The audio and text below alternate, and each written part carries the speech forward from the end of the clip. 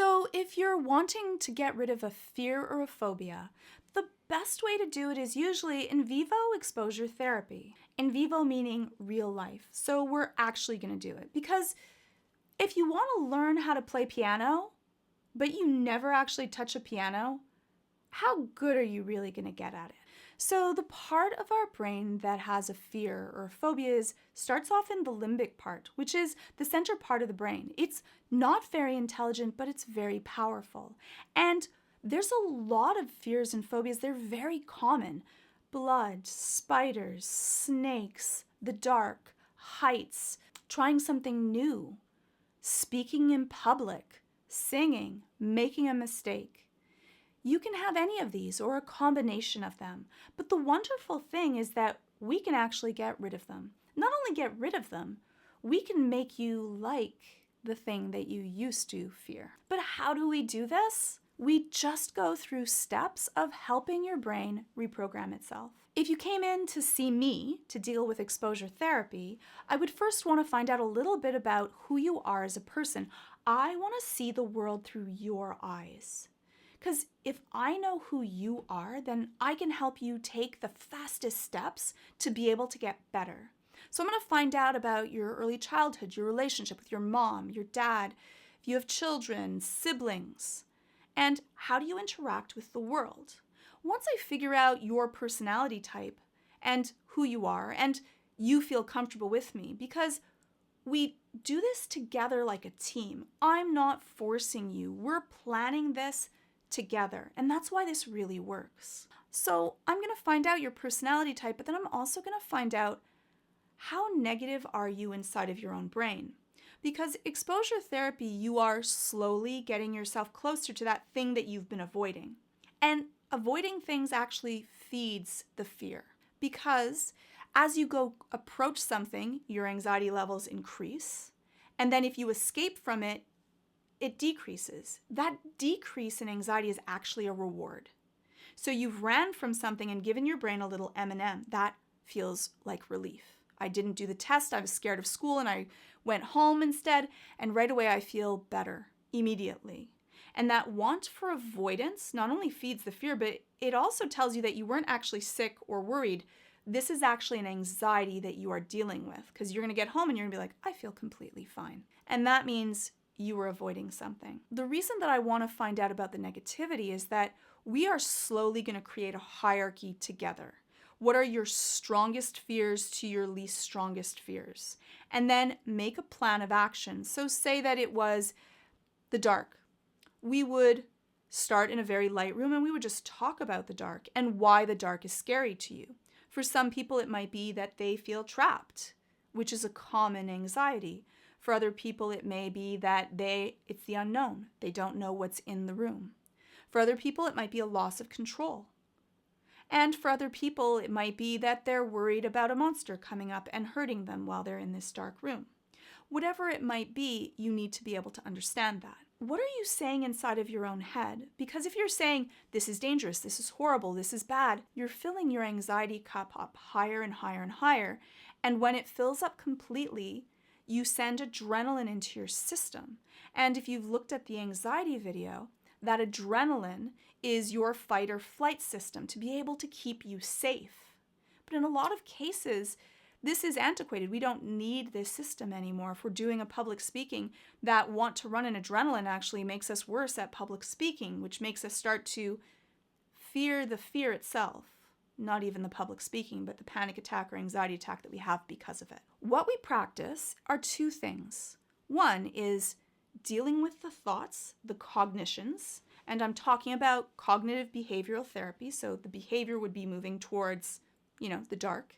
And then the cognitions are, what do you say inside your head to that voice that says this is dangerous? Do you have a response to it? And for every fear statement, you should have a response. I'm going to be okay. This is fine. It's scary, but it's not going to hurt me. And I'm proud of myself for trying this. A lot of times what people already say is, wow, this is so stupid. Why am I still scared of this? No one else is scared of this. I'm such a baby.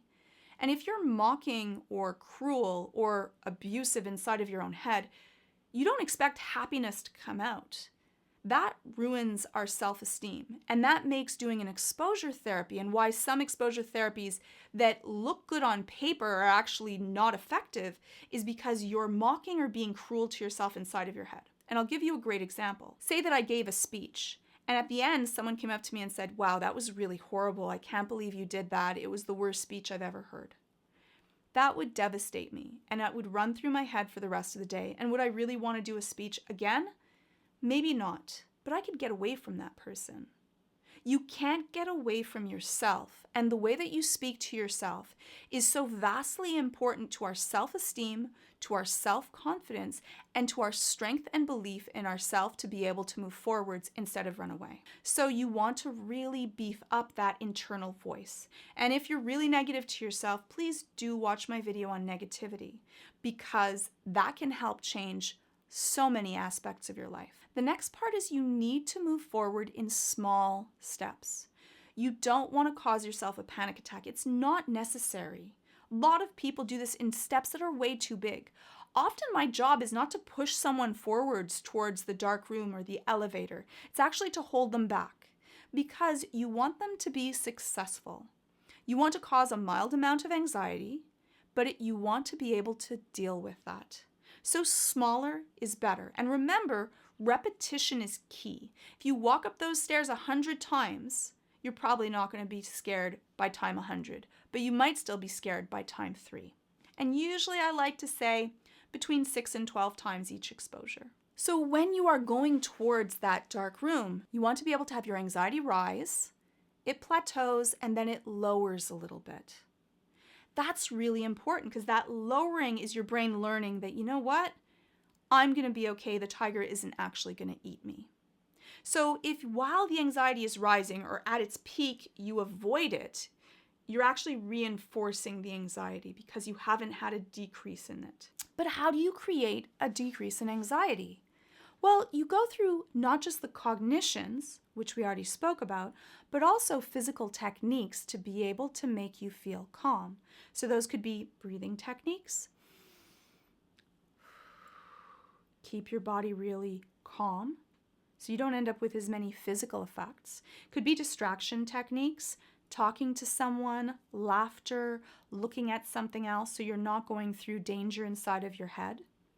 It could be embracing the anxiety. I feel this right now.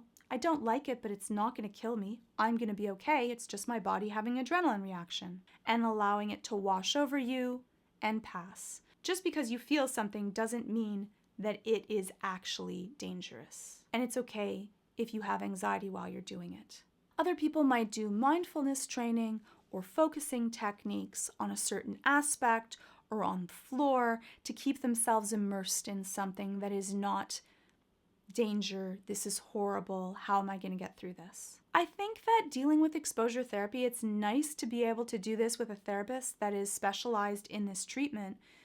One is because they've done this many times, and if you're with someone, you want someone that's there that, one, does not have the same anxiety as you do, because if they're going, yeah, this is really scary, this is going to be horrible, you could die, that's not going to help. And two, you want to make sure that you trust them and feel safe with them. They're not going to be the person that are going to push you in the elevator, close the door, and say bye. That's not going to go over very well. And also are not going to mock you or push you further than you feel comfortable being able to go. So it's really important that you discuss beforehand with your therapist, what are the steps? What are we going to do? How is this going to go over? And you do it together like a team.